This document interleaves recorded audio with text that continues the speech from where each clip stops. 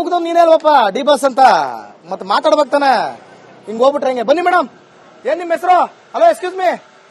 ವಾ ಬನ್ರಿ. ಓ ಬರ್ರಿ, ನೀವ್ ಹಿಂಗ್ ನಾವು ಬಿಡಲ್ಲ ಕಣ್ ಬರ್ರಿ. ನೀವ್ ಹೆಂಗೆ ಹೋದ್ರು? ನಿಮ್ ಹೆಸರೇನು? ಹೆಸರು? ಓ ತಗಳ್ರಪ್ಪ, ನಿಮ್ ಊರಿಗೆ ಬಂದ್ವಲ್ಲ ನಾವು ಮಾನ ಮರ್ಯಾದೆ ಕಳ್ಕೊಳಕ್ಕೆ. ಹಾ, ಏನ್ ನಿಮ್ ಹೆಸರು? ಸರ್, ನನ್ನ ಹೆಸರು ಕಾಳಪ್ಪ ಸ್ವಾಮಿ ಅಂತ. ಕಾಳಪ್ಪ ಸ್ವಾಮಿ, ಯಾಕಪ್ಪ ಬನ್ನಿ ಏನಾದ್ರು ರೊಚ್ಚಿಗೆ ಬಂದ್ಬಿಡಿ? ಏನ್ ಮಾಡ್ತಿದ್ರೆ ಮನ್ಗಿದ್ದೆ, ನೀವೆಲ್ಲ ಬಂದಿದ್ದೀನಿ ಅಂತ ಗೊತ್ತಾಯ್ತು ನ್ಯೂಸ್ನವರು. ಎದ್ ಬಂದ್ಬೇಡ ಅನ್ಕೊ ಬಂದೆ. ನಾವೊಂದೇನು ನಿಮ್ ಮುಖಾಂತರ ಕೇಳ್ಕೊಡೋದಂದ್ರೆ, ಈ ಪ್ರಜಾಪ್ರಭುತ್ವ ಅಂದ್ರೇನು? ಜನಗಳಿಂದ ಜನಗಳಿಗಾಗಿ ಜನಗಳಿಗೋಸ್ಕರ ಏನ್ ಮಾಡ್ತಾ ಇದ್ದೀರಾ? ಈ ಸರ್ಕಾರಗಳು ನಡೆಸ್ತಾ ಇದೀರಲ್ಲ, ಏನೊಂದು ಅಭಿವೃದ್ಧಿ ಕೆಲಸ ಮಾಡ್ತಾ ಇದೀರಾ? ಒಂದ್ ರಸ್ತೆ ನೋಡಪ್ಪ, ಯಾರು ಒಂದು ಟೆಂಡರ್ ಕೊಟ್ಟವ್ರೆ, ಕಾಂಟ್ರಾಕ್ಟ್ ಕೊಟ್ಟವ್ರೆ, ರೋಡ್ ಇಂದ 2 ಅಡಿ ಹೈಟ್ ಮಾಡವ್ನೆ. ಗಾಡಿ ಬಂದ್ರು ಸೈಡಲ್ಲಿ ಹೋಗಕ್ಕಾಗಲ್ಲ. ಅಭಿವೃದ್ಧಿ ಯಾರು ಗೊತ್ತಿಲ್ಲದವ್ರಿಗೆಲ್ಲ ಕೆಲಸ ಕೊಟ್ಟು ಈ ತರ ಕಾರ್ಯಗಳು ಮಾಡ್ಕೊ ಒಳ್ಳೊಳ್ಳೆ ಕೆಲಸಗಳು ಮಾಡ್ಲಿ. ನಾವು ಕೇಳ್ಕೊಳ್ಳೋದು ಇಷ್ಟೇ. ಒಂದೇನಪ್ಪಾ ಅಂದ್ರೆ, ನಮ್ಗೆ ಹೇಳಿದ್ವಲ್ಲ ಅಭಿವೃದ್ಧಿ ಕೆಲಸಗಳಾಗಬೇಕು ಅಷ್ಟೇ ನಮ್ಗೆ ನಿಮ್ ಮುಖಾಂತರ. ಈ ಊರಲ್ಲಿ ಆದಷ್ಟು ಬಡವರು ಜಾಸ್ತಿ ಇದ್ದಾರೆ, ಕೆಲಸ ಕಾರ್ಯಗಳು ಕಡಿಮೆ. ಹಾಗಾಗಿ ಕೇಳ್ಕೊಳ್ಳೋದಂದ್ರೆ, ಇನ್ ಮುಂದೆ ಯಾರು ಎಚ್ಚೆತ್ಕೊಂಡು ನಮ್ಮ ಕ್ಷೇತ್ರದ MLA ಏನಿದ್ದಾರೆ ಈ ಊರಿಗೆ ಒಂದ್ ಸ್ವಲ್ಪ ಒತ್ತು ಕೊಡ್ಬೇಕು. ಯಾಕೆ ಒತ್ತು ಕೊಡ್ಬೇಕಂದ್ರೆ, ಬಡವರು ಜಾಸ್ತಿ ಇದ್ದಾರೆ. ಆಮೇಲೆ ಒಂದು ಯಾರೇ ಆಗ್ಲಿ ಒಂದು ಕೆಲಸ ಕಾರ್ಯಗಳ ನೀಟಾಗಿ ಮಾಡ್ಬೇಕು, ಮಾಡ್ತೇ ಇಲ್ಲ. ಮುಖಾಂತರ ನಾವ್ ಹೇಳ್ತಾ ಇದೀವಿ, ಮಾಡ್ತಾ ಇಲ್ಲ. ಜವಾಬ್ದಾರಿ ಇಲ್ಲ. ಏನ್ ಗೊತ್ತೇನೆ, ಅಧಿಕಾರಿಗಳು ಜವಾಬ್ದಾರಿ ತಗೋಬೇಕು. ಈಗ ಏನ್ ಶಾಸಕಾಂಗ ವ್ಯವಸ್ಥೆ ಇದೆ, ಕಾರ್ಯಾಂಗ ವ್ಯವಸ್ಥೆ ಇದೆ, ನ್ಯಾಯಾಂಗ ವ್ಯವಸ್ಥೆ ಇದೆ. ಒಬ್ರಿಗೊಬ್ರು ಜವಾಬ್ದಾರಿ ತಗೋಬೇಕು. ಸರ್ಕಾರ ಬಂದ್ಬಿಟ್ಟು ಅವ್ರು ನಡ್ಸ್ಕೊ ಹೋಗೋದಲ್ಲ. ಸರ್ಕಾರಗಳು ನಿಂತ್ಕೊಂಡು ಮಾಡಿಸ್ಬೇಕು. ಅಷ್ಟೊಂದು ಅಲ್ಲ, ಏನ್ ಬರ್ಬೇಕು ಈ ಸರ್ಕಾರಗಳು? ನಾವು ಜನಸೇವೆ ಮಾಡ್ತೀನಿ ಅಂತ ಬರ್ತಾರಲ್ಲ, ಏನ್ ಬರ್ಬೇಕು? ನಾನ್ ಕೇಳೋದು ಇಷ್ಟೇ, ಜನಸೇವೆ ಮಾಡ್ತೀನಿ ಅಂತ ಬಂದ್ರೆ ಪ್ರಾಣ ಹೋದ್ರು ಜನಗಳಿಗೋಸ್ಕರ ಏನಾರು ಮಾಡೋದು. ಅವ್ರ ಮನೆಗೆ ಎಷ್ಟಾದ್ರು ಕೋಟಿ ಮಾಡ್ಕೊಳ್ಳಿ, ಮಾಡೋದ ಜನಗಳಿಗೆ ನೆನ್ಕೊಳ್ಳೋ ಕೆಲಸಗಳು ಮಾಡ್ಬೇಕು. ನಾವ್ ಹೇಳೋದು ಇಷ್ಟೇ. ಇಲ್ಲ ಅಂದ್ರೆ ಸುಮ್ನೆ ಹೋಗಿ ಮನೆಗಳಲ್ಲಿ ಮಲ್ಕೋಬೇಕು.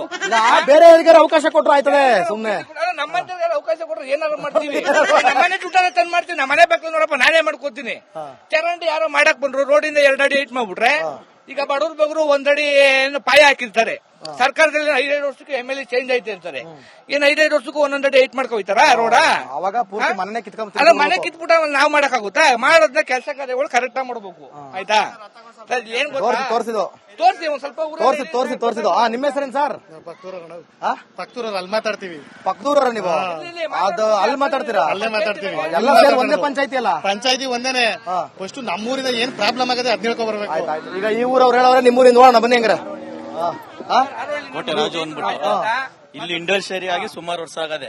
ಇಲ್ಲಿ ಲೋಕಲ್ ಅವ್ರ ಹುಡುಗರಿಗೆ ಯಾರಿಗೂ ಕೆಲಸ ಕೊಡ್ತಿಲ್ಲ.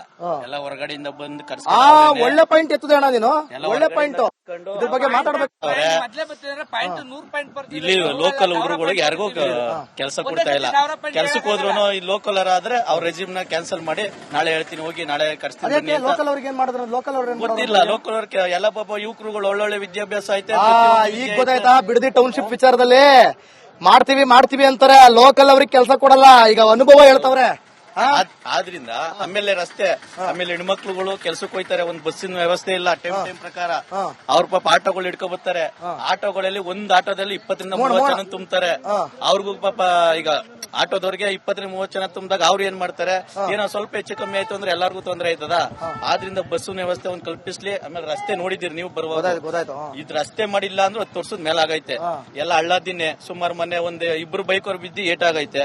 ಅದೇ ಆರೋಳ್ಳಿ ಆಸ್ಪತ್ರೆಗೆ ಬಂದಿದ್ರು. ಕೇಳೋದು ಏನಿದು ಒಂದಕ್ಕೆ, ಹಿಂಗ್ ಹಳ್ಳದಿನ್ನೆ ಅಣ್ಣ ಕತ್ಲೆಯಲ್ಲಿ ಕಾಣ್ಲಿಲ್ಲ ಬಿದ್ದೋದು ಅಂತ ಅಂದ್ರು.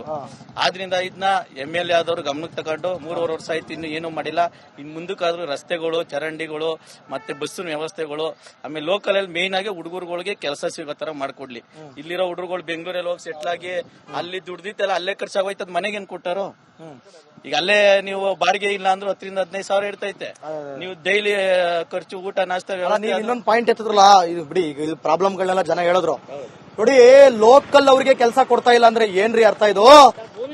ಲೋಕಲ್ ಅವ್ರಿಗೆ ಕೆಲಸ ಕೊಡ್ತಾ ಇಲ್ಲ. ಇಲ್ಲಿ ಹುಡುಗರಿದ್ದಾರೆ, ಬೇಕಾದಷ್ಟು ಯುವಕರಿದ್ದಾರೆ, ಎಷ್ಟೋ ಜನ ಕೆಲಸ ಇಲ್ದಿರೋರು ಇದ್ದಾರೆ. ಅವ್ರ ರೆಸ್ಯೂಮ್ ನ ನೀವು ಕ್ಯಾನ್ಸಲ್ ಮಾಡ್ತೀರಾ ಅಂತಂದ್ರೆ ಈ ಕಾರಣಕ್ಕೋಸ್ಕರ ನೀವು ಇಲ್ಲೆಲ್ಲ ರೈತರ ಭೂಮಿನೆಲ್ಲ ಅಕ್ವೈರ್ ಮಾಡ್ಕೊಂಡು ನೀವು ಇಂಡಸ್ಟ್ರಿಯಲ್ ಮಾಡ್ಕೊಂಡ್ರ ನೀವು? ಟೌನ್ಶಿಪ್ ಅಲ್ಲೂ ನಾಳೆ ದಿನ ಅದೇ ತಾನೇ ಆಗೋದು. ಇದೇ ಸತ್ಯ, ಇದೇ ನಿತ್ಯ ಅರ್ಥ ಮಾಡ್ಕೊಂಡ್ರೆ ಎಲ್ರಿಗೂ ಒಳ್ಳೇದು. ಓಕೆ, ಸರಿ. ಇವಣ ದರ್ಶನ್ ಬಸ್ಸು ಬರೀ ಬಾ. ದರ್ಶನ್ ಬಸ್ಸು